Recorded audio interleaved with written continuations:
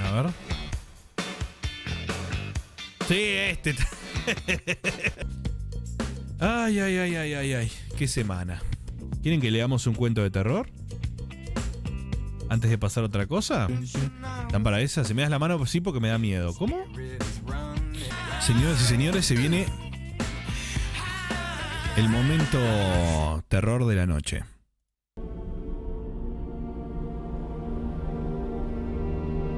Durante mucho tiempo, la muerte roja había devastado la comarca. Jamás peste alguna fue tan fatal, tan horrible. Su encarnación era la sangre, el rojo y el horror de la sangre. Se producían dolores agudos, un repentino vértigo, y luego los poros resumaban abundante sangre y la disolución del ser. Manchas púrpuras en el cuerpo y particularmente en el rostro de la víctima segregaban a esta de la humanidad y la cerraban a todo socorro y a toda compasión. La invasión, el progreso y el resultado de la enfermedad eran cuestión de media hora. Pero el príncipe próspero era feliz, intrépido y sagaz. Cuando sus dominios perdieron la mitad de la población, llamó a 1 millar de amigos fuertes, vigorosos y alegres de corazón, escogidos entre los caballeros y las damas de su corte, y con ellos formó un refugio recóndito en una de sus abadías fortificadas. Era una construcción vasta y magnífica, creación del propio príncipe, de gusto excéntrico y no obstante grandioso. La rodeaba un espeso y elevado muro, y este muro tenía puertas de hierro. Una vez que entraron en ella, los cortesanos se sirvieron de hornillos y de masas para soldar los cerrojos.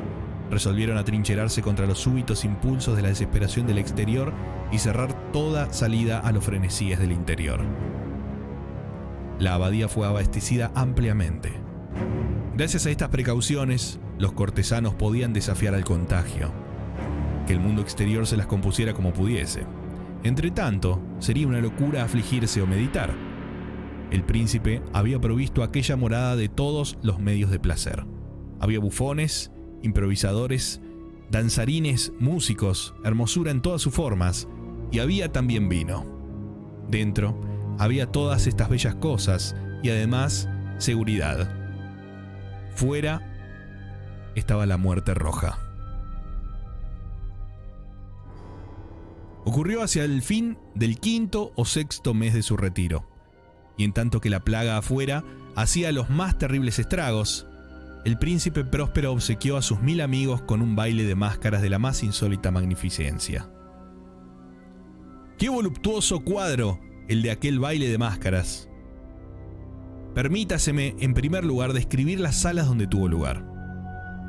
Había 7, una hilera imperial. En muchos palacios, estas series de salones forman largas perspectivas en línea recta cuando los batientes de las puertas se abren de par en par, de tal manera que la mirada penetra hasta el fondo sin obstáculo. Aquí el caso era muy diferente, tal y como podía esperarse de parte del duque y de su gusto y preferencia por lo bizarro. Las salas se encontraban tan irregularmente dispuestas que la mirada no podía abarcar sino una sola a la vez. Al cabo de un espacio de 20 o 30 yardas se presentaba un brusco récodo, y en cada una de estas vueltas un aspecto diferente. A derecha e izquierda, en medio de cada pared, una alta y estrecha ventana gótica daba a un corredor cerrado que seguía las sinuosidades del aposento. Cada ventana ostentaba vidrios de colores en armonía con el tono dominante del decorado de la sala sobre la cual se abría. La que ocupaba la extremidad oriental, por ejemplo, estaba decorada en azul, y los ventanales eran de un azul vivo. La segunda sala estaba decorada y guarnecida de color púrpura, y las vidrieras eran asimismo de color púrpura. La tercera, enteramente verde, y verdes las ventanas. La cuarta, anaranjada, estaba iluminada por una ventana del mismo color, y la quinta blanca, y la sexta violeta. La séptima estaba rigurosamente forrada de colgaduras de terciopelo negro, que revestían techo y muros y recaían en pesados pliegues sobre un tapiz de la misma tela y del mismo color. Pero únicamente en esta sala, el color de las ventanas no correspondía al de la decoración. Los cristales eran escarlata, de un color intenso de sangre.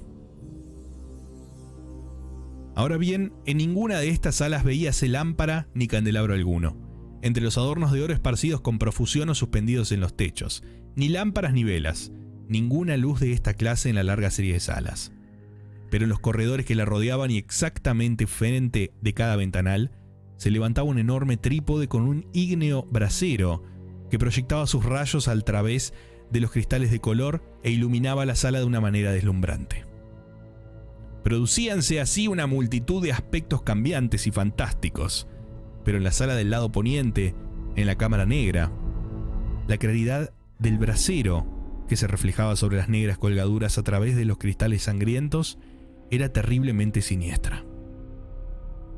Les daba a las fisionomías de los imprudentes que allí entraban un aspecto de tal modo extraño que muy pocos bailarines se sentían con el valor suficiente para entrar en aquel mágico recinto.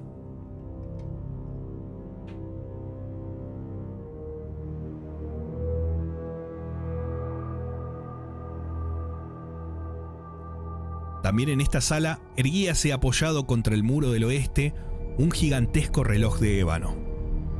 Su péndulo se balanceaba con un tic-tac sordo, pesado, monótono, y cuando la aguja de los minutos había recorrido el cuadrante y la hora iba a sonar, salía de los pulmones de bronce de la máquina un sonido claro, estrepitoso, profundo y excesivamente musical, pero de un timbre tan particular y de una energía tal que de hora en hora los músicos de la orquesta se veían obligados a interrumpir durante un instante sus acordes para escuchar la música de las horas.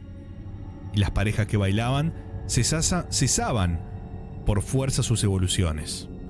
Una perturbación momentánea recorría a toda aquella alegre multitud, y mientras sonaban las campanas podía notarse que palidecían hasta los más vehementes, y los más sensatos y de más edad se pasaban la mano por la frente como si se hundieran en meditaciones o en ensueños febriles. Pero apenas desaparecían del todo aquellos ecos, circulaba por toda la asamblea una leve hilaridad. Los músicos se miraban los unos a los otros, sonreíanse de sus nervios y de su locura, y se juraban por lo bajo entre ellos que la próxima vez que sonaran las campanadas no sentirían la misma impresión. Y luego, cuando después de la huida de los 60 minutos que comprendían los 3.600 segundos de la hora pasada, se escuchaban de nuevo las campanas del fatal reloj, se producía la misma turbación, el mismo escalofrío y las mismas ensoñaciones febriles. Pero a despecho de todo esto, la orgía continuaba alegre y magnífica. El gusto del duque era muy especial. Tenía un ojo certero en lo tocante a los colores y sus efectos, desdeñaba los gustos de la moda, sus planos eran temerarios y salvajes y sus concepciones brillaban con un esplendor bárbaro. Hay personas que lo hubieran juzgado loco, pero sus cortesanos sabían bien que no lo estaba. Pero era preciso comprenderlo, verlo, tocarlo para estar seguro de que en efecto no lo estaba. Con ocasión de esta gran fiesta, se había ocupado personalmente de la decoración y del mobiliario de las 7 salas. Y fue su gusto personal el que dirigió el estilo de los disfraces. No cabía duda de que eran concepciones grotescas, era deslumbrador, brillante, había cosas chocantes, fantásticas, mucho de lo que después se ha visto en Hernani. Había figuras verdaderamente arabescas con siluetas y ropajes incongruentes. Fantasías monstruosas como la locura, había mucho de bello, de licencioso, de extraño, algo de terrible y no poco de lo que podría producir repugnancia. En resumen, era como una multitud de sueños que se pavoneaban de un lado a otro por las salas. Y estos sueños se contorsionaban en todos los sentidos, tomando el color de las salas. Hubiérase dicho que la extraña música de la orquesta era el eco de sus propios pasos, y de tiempo en tiempo se oye el reloj de ébano de la sala de terciopelo. Y entonces durante un momento todo se detiene, todo enmudece, excepto la voz del reloj. Los sueños se quedan helados, paralizados en sus posturas, mas los ecos de la sonería se desvanecen. No duraron sino un momento, y apenas huyen, una hilaridad leve y mal contenida circula por doquier. Y la música suena de nuevo. Reavívanse los sueños. Aquí y allá los danzarines se retuercen más alegremente que nunca, reflejando el color de las ventanas a través de las cuales fluyen los rayos de los trípodes. Pero ninguna cara osa ahora aventurarse en aquella sala que queda allá, al oeste, porque la noche ha avanzado y una luz más roja fluye a través de los cristales de color sangre, y la negrura de las colgaduras fúnebres es aterradora. Y para aquel que ponga el pie sobre la negra alfombra, brota del reloj de ébano un resonar más pesado, más solemnemente energético que el que llega a los oídos de las máscaras que se divierten en las salas más apartadas.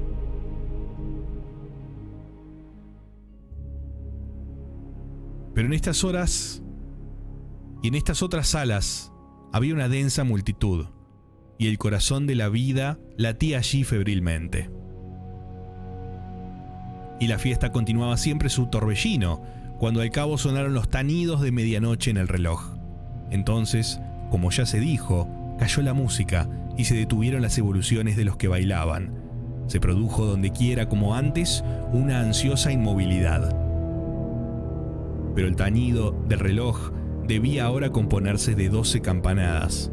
Por eso fue tal vez que, teniendo más tiempo, se insinuó una mayor cantidad de pensamientos en las meditaciones de los pensativos que se hallaban entre los que se divertían.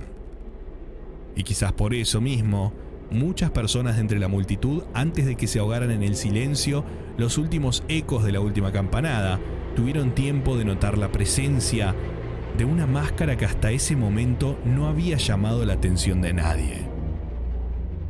Y habiendo corrido en un susurro la noticia de aquella intrusión, se suscitó entre la concurrencia un cuchicheo, un murmullo significativo de asombro y desaprobación, y luego por último de terror, de horror y de repugnancia.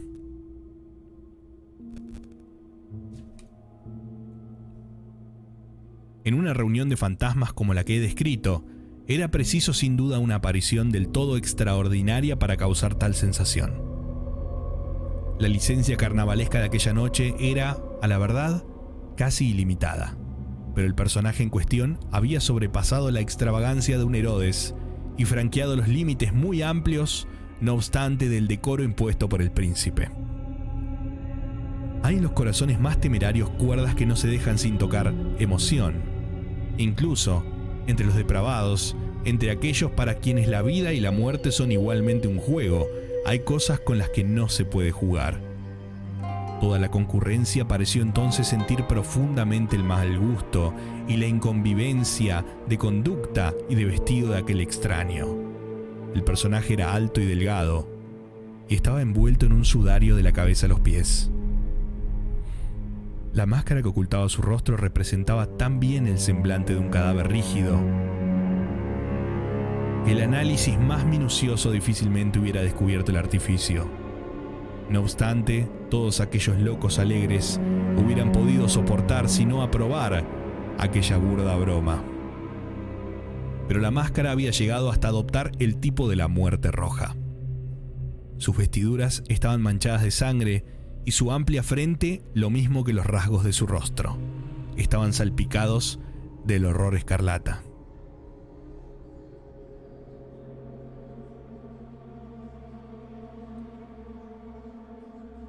Cuando los ojos del príncipe Próspero cayeron sobre esta figura espectral, la que con movimientos lentos, solemnes, enfáticos, como para mejorar representar su papel, se paseaba por aquí y por allá entre los que brillaban, se le vio, en primer lugar, conmoverse por un violento estremecimiento de terror y de asco.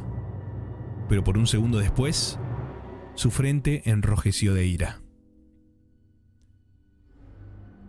¿Quién se atreve?, preguntó con voz ronca a los cortesanos que se hallaban junto a él. ¿Quién se atreve a insultarnos con esa ironía blasfema? Apoderaos de él y desenmascaradle, que sepamos a quién hemos de ahorcar en nuestras almenas al salir el sol. Era en la sala del este, o sala azul, donde se encontraba el príncipe Próspero cuando pronunció estas palabras. Resonaron fuerte y claramente a través de los 7 salones, porque el príncipe era un hombre imperioso y robusto, y la música había enmudecido a una señal de su mano. Era en la sala azul, donde estaba el príncipe con un grupo de pálidos cortesanos a sus lados. Primero, mientras él hablaba, hubo entre él un leve movimiento de avance en dirección al del intruso, quien durante un momento estuvo casi al alcance de sus manos, y que ahora con paso deliberado y majestuoso se acercaba más y más al príncipe. Pero por cierto terror indefinible que la audacia insensata de la máscara había inspirado a todos los allí reunidos, no hubo nadie que pusiera la mano en ella, aun cuando, sin encontrar ningún obstáculo, pasó a 2 pasos de la persona del príncipe.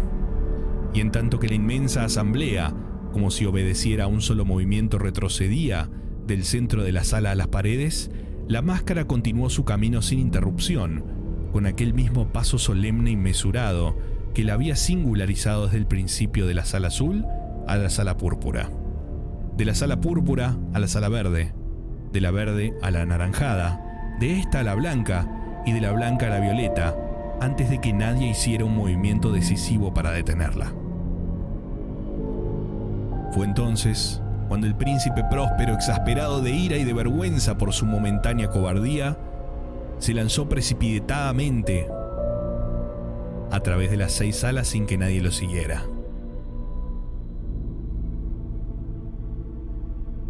Porque un terror mortal se había apoderado de todo el mundo. Blandía un puñal y se había aproximado impetuosamente a una distancia de 3 o 4 pasos del fantasma que se batía en retirada, cuando éste, llegado a la proximidad de la sala de los terciopelos, se volvió bruscamente y afrontó a quien lo perseguía.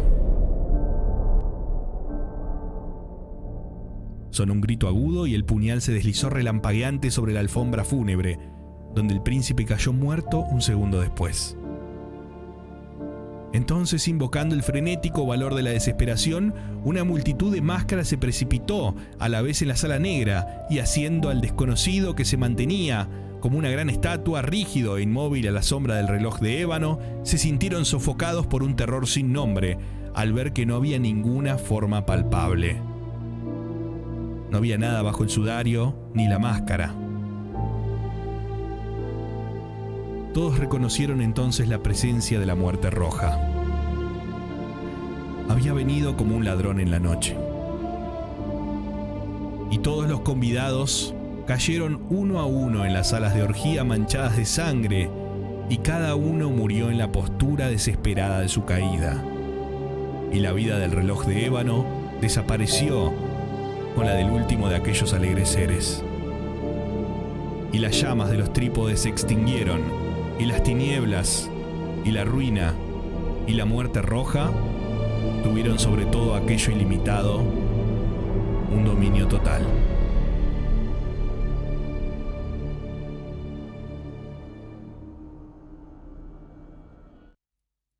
NT, se lo cogieron al príncipe. Se lo garchó la muerte roja. Precipitadamente. Me costó, boludo. Me costó precipitadamente.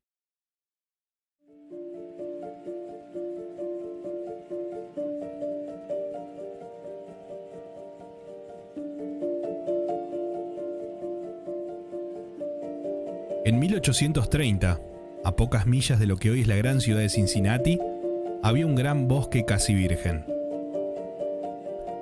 La región entera estaba poco poblada, y quienes allí vivían eran gentes de la frontera.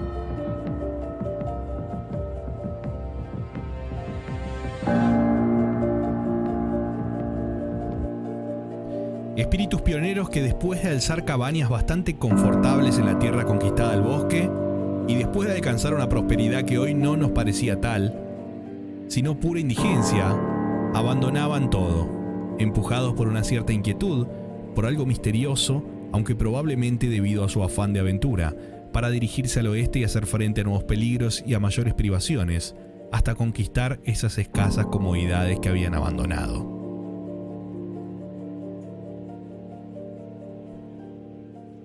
Muchas de aquellas gentes ya se habían marchado hacia tierras remotas, pero permanecía en la región uno de los primeros hombres en llegar. Vivía solo en una cabaña hecha de troncos y rodeada no ya de bosque sino de selva, podría decirse. La cabaña de aquel hombre parecía formar parte del bosque, de tan silenciosa y oscura, y él mismo.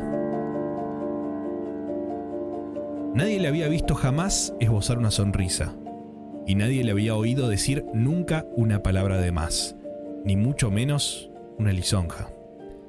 Satisfacía sus pocas necesidades mediante el trueque o la venta de pieles de los animales que cazaba, una actividad a la que se dedicaba pues nada cultivaba en aquella tierra que por derecho podría haber llamado suya sin que ninguna autoridad pudiera reclamársela. El hombre, en cualquier caso, no era un tipo de esos que se abandonan. Había hecho mejores tales alrededor de su casa como despejar un espacio de bosque mediante la sencilla, aunque dura tarea de tirar con su hacha algunos árboles, de manera que los troncos y las raíces ya podridas de aquellos se vieron cubiertas de maleza con el paso de los meses. Era conocido que aquel hombre no es que no se preocupara de la agricultura, sino que mostraba cierto desdén hacia los agricultores. Su cabaña, en la que tenía una buena estufa de leña para calentarse en invierno, una cabaña de techo de tablones sostenidos por vigas transversales y con los troncos de las paredes recubiertos de barro agrietado con el paso del tiempo, tenía solo una puerta y una ventana. La ventana, sin embargo, quedó tapiada muy pronto, por decisión del uranio habitante de la cabaña, a tal punto que nadie recordaba haberla visto abierta alguna vez. En realidad, casi nadie recordaba haber visto allí una ventana. Y no es que a aquel hombre le disgustase la luz diurna o el aire puro y vivificante. En las pocas ocasiones en que cualquier otro cazador de la región se adentraba por aquel lugar en lo más profundo del bosque, había visto al uranio tomando sol a la puerta de su casa, con el rifle descansando sobre sus piernas. Supongo que son pocos los que conocen el secreto de aquella ventana. Yo sí, y hablaré de ello.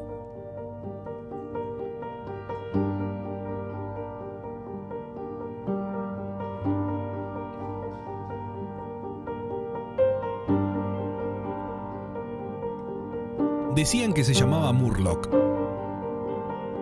Aparentaba unos 60 años, aunque solo tenía 50. Algo que no era precisamente los años habían contribuido a hacer que el tiempo se le echara encima, envejeciéndolo. Tenía largos el cabello y la barba, muy grises. Sus ojos, de un azul grisáceo y muy apagados, parecían hundidos en sus cuencas.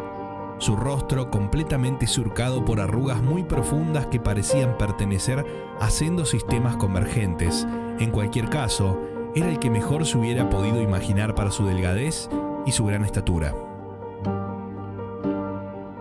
Tenía los hombros caídos como los hombres que se han desempeñado mucho tiempo cargando y descargando en los muelles.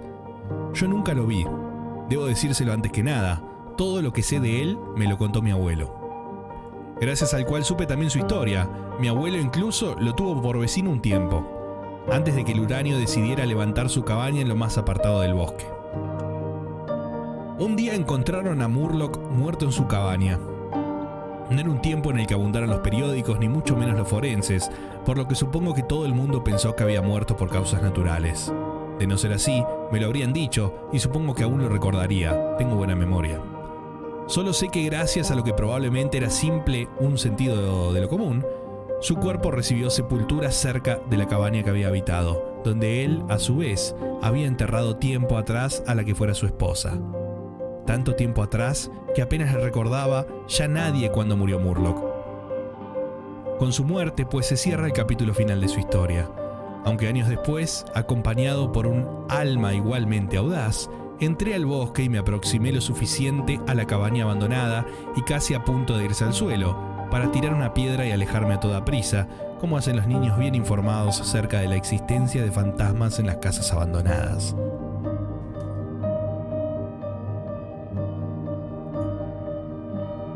Hablemos, sin embargo, de algo más importante, de aquel capítulo referido a Murloc que me contó mi abuelo. Cuando el hombre levantó la choza y empezó a emplearse con el hacha energéticamente para hacer un claro, cosa a la que se dedicaba cuando dejaba descansar el rifle que le daba de comer, era joven, fuerte, incluso albergaba ciertas esperanzas, como cualquier aventurero en tierras extrañas e inhóspitas. En la región del este de la que provenía se había casado, como era costumbre en aquel tiempo, con una joven digna, desde luego, de la mayor de sus devociones. Aquella mujer compartía con él peligros y privaciones, siempre con el mejor espíritu y el corazón alegre, henchido también de esperanzas. No sabemos cuál fue su nombre. La tradición, por lo demás, guarda silencio a propósito de sus encantos físicos, por lo que cada cual es libre de creer o no que los tenía. Pero no permita a Dios que yo comparta estas dudas. De su alegría, probablemente, la consecuencia de su belleza. Hay testimonios suficientes por lo que sabemos de la vida de Murlock una vez quedó viudo. Solo el magnetismo de un recuerdo imborrable pudo haber encadenado su espíritu siempre aventurero a aquel lugar, una vez que ella se hubo ido.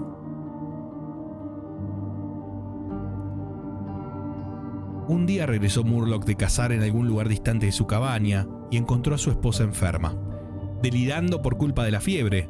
No había un solo médico en muchas millas a la redonda. Tampoco tenían vecinos.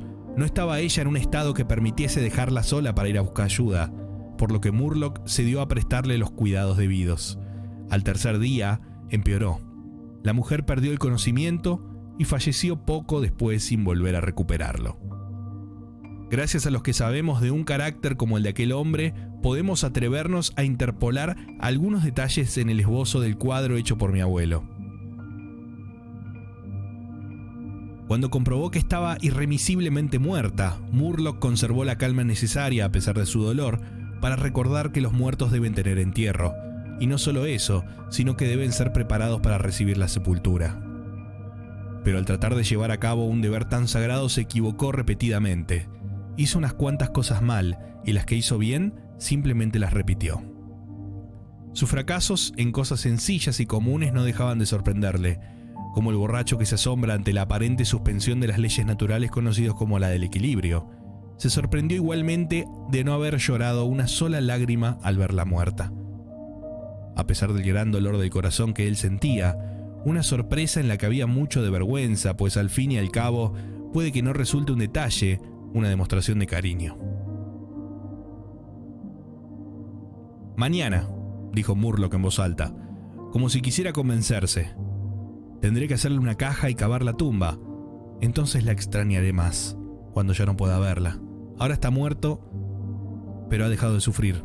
La situación no puede ser tan terrible, por ello como parece». De pie junto al cuerpo de su esposa, en la luz que se desvanecía, la peinó mecánicamente con un cuidado desprovisto de voluntad. Mientras lo hacía, corría por su conciencia como un torrente subterráneo la convicción de que las cosas sucedían de la manera más natural, de que todo iba según debía, de que el hecho de tenerla a su lado, aunque muerta, explicaba su aparente tranquilidad. En realidad no sabía cuán fuertemente le había golpeado la pérdida de su esposa. Esa noción, esa conciencia de su dolor, le llegaría después para no abandonarlo nunca más. La pena es que un artista que maneja poderes tan diversos como los instrumentos de los que se vale para ejecutar la marcha fúnebre, evocando en algunos seres las notas más brillantes y agudas y en otros los más suaves y graves, esas que vibran de manera recurrente como el ritmo que marcan los tambores, algunos espíritus en un trance doloroso se sobresaltan. Otros quedan estupefactos, sin capacidad de reacción. A algunos, un trance doloroso como el de Murlock les llega cual si la herida de una flecha se tratase. Una herida que irrita y alerta toda su sensibilidad, agudizándosela. A otros como un mazazo que al aplastar, insensibiliza. Podemos suponer que Murlock se vio afectado de esta manera, ya que, y en esto tenemos certezas, no hacemos ninguna conjetura. Apenas hubo terminado su piadoso trabajo, se dejó caer en una silla junto a la mesa de la cabaña, donde había puesto el cuerpo de su mujer, y notando cuán blanco parecía su perfil en la espesura de las sombras de la tarde, puso los brazos sobre el borde de la mesa y se dejó caer entre ellos. Con los ojos sin derramar todavía ninguna lágrima, pero completamente exhausto. Entonces llegó a través de la ventana abierta un sonido largo y sollozante como el grito de un niño perdido en lo más hondo del bosque. Aquel bosque que empezaba a sumirse en la oscuridad, mas el hombre no se movió. Otra vez, más cerca que antes, se dejó sentir aquel grito ultraterreno. Quizá fuese una bestia del bosque, quizá fuese un sueño. Murloc, agotado, se había quedado dormido.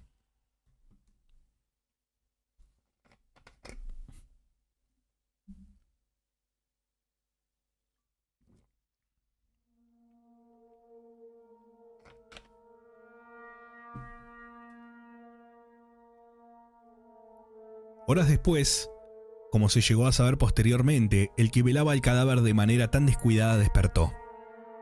Y levantando la cabeza de entre sus brazos, escuchó con atención, sin saber por qué lo hacía, en la negra oscuridad que se hacía alrededor de la muerta, recordando cuánto había pasado, aunque sin sobresaltarse por esa constatación, esforzó sus ojos para ver no sabía bien qué.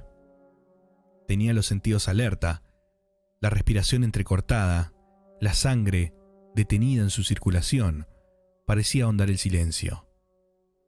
¿Quién se le había aparecido? ¿Qué le había despertado? ¿Dónde estaba? Repentinamente, la mesa tembló bajo sus brazos. Justo en ese momento escuchó, o creyó oírlo, un paso suave y otro, los pasos de unos pies descalzos. Aterrorizado e impotente para gritar entonces, o para moverse siquiera, tuvo que esperar y así lo hizo. En la más completa oscuridad, ya a lo largo de un tiempo que fue como siglos de terror, intentó decir en vano, alargar las manos para tocarla, para comprobar si seguía allí. Creía haberse vuelto mudo, sus brazos y sus manos parecían de plomo. Lo que sucedió fue realmente espantoso. Algo sumamente pesado pareció caer sobre la mesa, de forma tal que ésta, estrellándose contra su peso, a punto estuvo de tirarlo al suelo de espaldas, mientras se oyó y sintió la caída de algo al suelo con un golpe tan violento que toda la casa pareció sacudida por el impacto. Sucedió a todo aquello algo parecido a un forcejeo y una confusión de sonidos difíciles de describir. Murloc consiguió ponerse de pie. El pánico se había apoderado por completo de sus fuerzas, haciendo un esfuerzo en verdad denodado. Consiguió poner las manos sobre la mesa y comprobó que estaba vacía. Hay un extremo en el que el terror puede llevar a la locura, y la locura incita a la acción.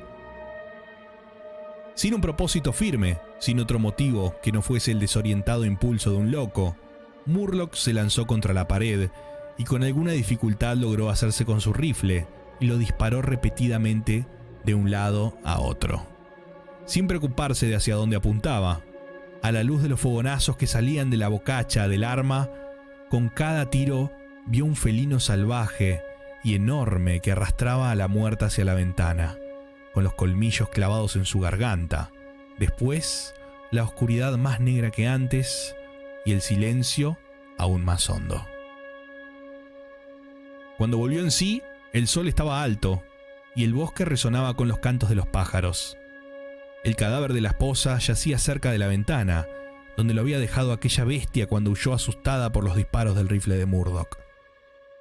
La muerta tenía desordenadas las ropas y completamente despeinado el cabello. Mostraba un desmadejamiento absoluto y había manado sangre hasta hacer un charco. Sus dientes sostenían aún un pedazo de oreja de la fiera.